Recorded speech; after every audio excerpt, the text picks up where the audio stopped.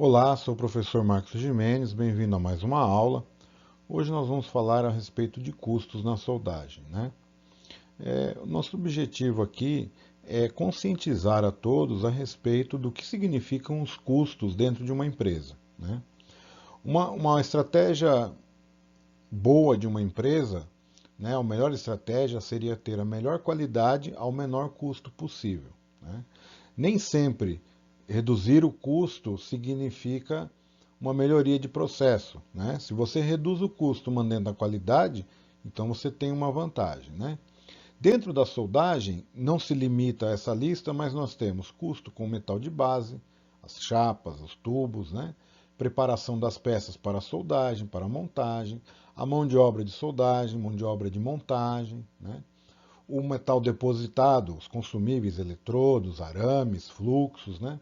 Gases, quando são processos que utilizam aquecimento, gases para aquecimento, ou gases para o próprio processo de solda, argônio, CO2, né?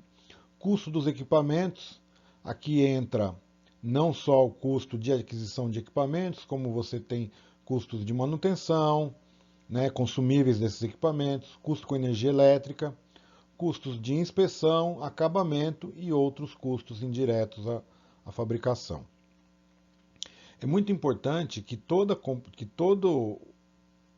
empresa, desde o ajudante, o soldador, líder da fábrica, até o gerente, diretor da empresa, tenham consciência dos custos que são envolvidos dentro de uma fabricação.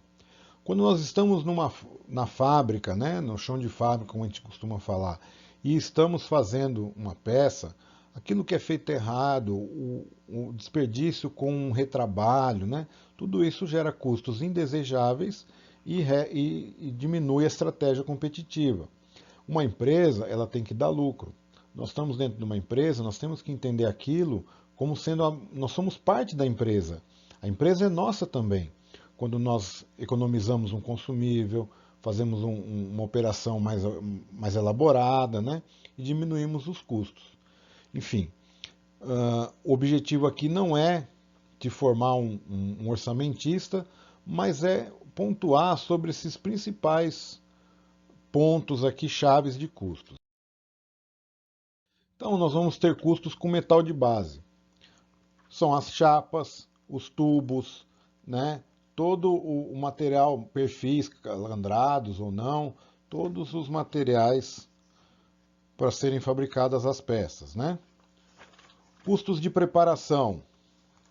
Custos de preparação envolvem oxicorte, corte plasma, uma usinagem, né? Então, cortar as peças, preparar o chanfro. Cada processo tem um custo e também gera uma qualidade na peça. Então, um corte plasma, ele tem uma definição melhor, o seu corte sai melhor. Ele é utilizado principalmente com aço inoxidável, né? Mas hoje você tem também equipamentos que fazem corte por oxiacetileno e tem qualidade igual ou superior ao plasma, né? Que são os oxiacetilenos de alta definição.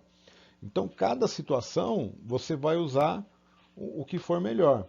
Nem, de novo, né? Nem sempre o mais caro ou mais barato é o melhor, né? Mas temos que ter os custos de preparação dessas peças. Mão de obra, né? Então, em relação à mão de obra, o que nós temos? O soldador ele ganha um salário por hora ou um salário mensal que nós podemos traduzir em hora. Então, é muito se falado em hora homem, né? Que é a unidade comum de medida nessa situação. Os custos com a mão de obra não envolvem só a hora do soldador, mas seus EPIs, seus equipamentos de segurança, né? Tudo que envolve aí a parte humana do profissional, os benefícios que ele tem na empresa, vale refeição, ou quando o almoço é dentro da empresa, enfim, todos esses custos, mais os impostos, INSS, tudo isso deve ser somado para se obter geralmente um custo de hora homem, né? Algumas caldeirarias também trabalham com um custo de produção por quilo. Então, depende da sistemática, né, e de cada um. Então, caldeirarias pesadas geralmente se trabalham por quilo de material fabricado. Então, se o equipamento pesa 1.000 quilos e o custo dele para processar esses 1.000 quilos é R$ 1, então vão ser R$ 1.000 para fazer aquele equipamento.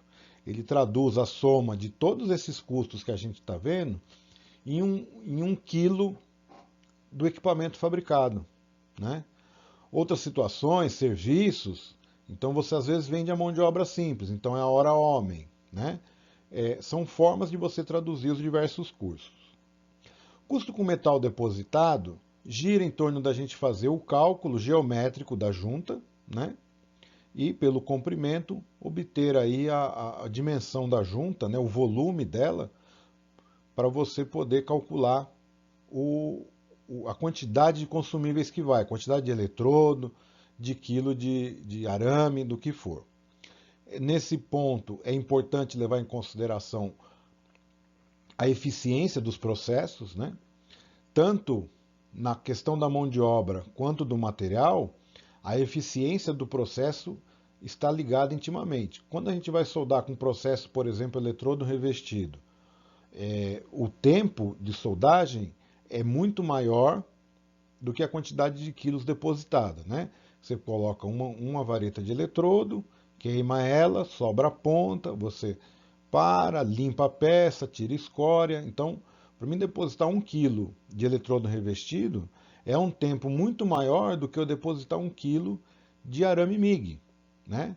O arame MIG eu soldo ele continuamente, faço uma solda, né, onde meu braço alcançar, eu faço um comprimento total e depois apenas passo uma escova, não tem que tirar a escória e também não se perde nada do eletrodo, né? A perda do material está ligada com a eficiência do produto. Então, você tem que descontar, por exemplo, 1 quilo de eletrodo, ele não deposita 1 quilo de eletrodo. Ele deposita bem menos, em torno de 40%. Né? O resto, as pontas e escórias que são jogadas fora, elas foram compradas, mas não foram efetivamente colocadas nas peças. Dentro do site da InfoSolda, você pode acessar pelo QR Code, está também no seu material junto no EAD, tem uma planilha para cálculo de consumíveis bem interessante.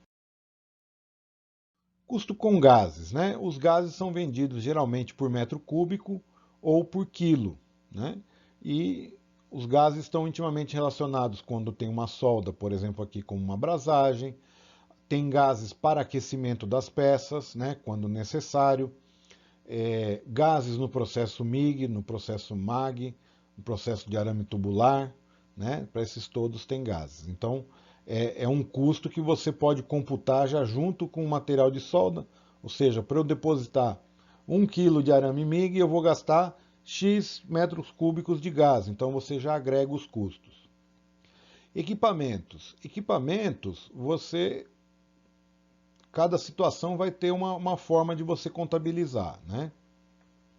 Então, nós podemos trabalhar, por exemplo, com equipamentos alugados. Então, esses equipamentos têm um custo mensal de locação, mas, em contrapartida, tem um custo menor em relação à aquisição do equipamento e em relação a algumas manutenções, né? A gente não tem dinheiro parado na compra de equipamentos. Adquirir o equipamento, ele se torna seu, você tem um cuidado melhor com aquilo. Então, se você adquire, você vai entrar com uma depreciação do equipamento. Se você aluga, ele entra como um custo de locação. Então, por exemplo, o seu soldador trabalha 170 horas por mês, né? Aquele equipamento custa R$ 100 de aluguel. Então, dentro daquele custo do soldador, você pode incluir que ele tem um equipamento alugado. Você soma ao custo da mão de obra, né? Porque eles estão intimamente ligados. E aí tem a parte de manutenção dos consumíveis, bico, tocha, né? Conectores, porta-eletrodo, enfim. Você pode estimar um custo mensal com isso.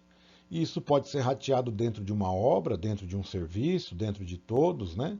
A forma como você compõe os custos é aquela que melhor retrata a energia elétrica, né? Soldagem é energia elétrica pura, né? Tirando os processos de oxacetileno, o restante usa energia elétrica como base para tudo, né?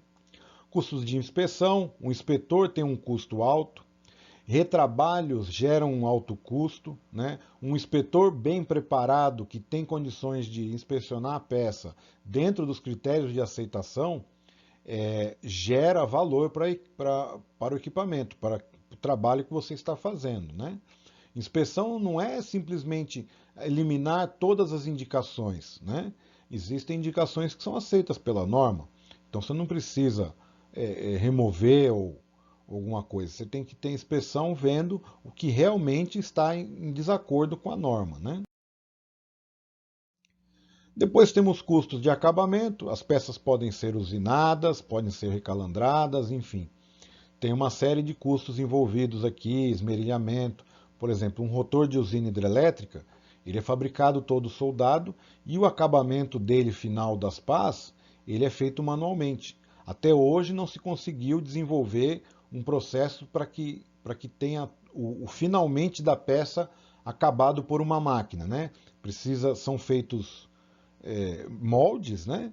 Da pá e ele vai colocando e medindo e aquilo é um polimento manual. Esse profissional que faz esse trabalho, ele é muito bem remunerado, né? É um esmerilhador profissional, né? E ele tem uma boa noção de acabamento.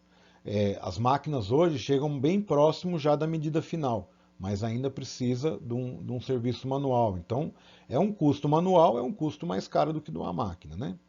E temos aí custos indiretos, transporte, alimentação, enfim, todos os outros que não foram vistos aqui. Tá? É isso que eu tinha para passar para vocês. Muito obrigado.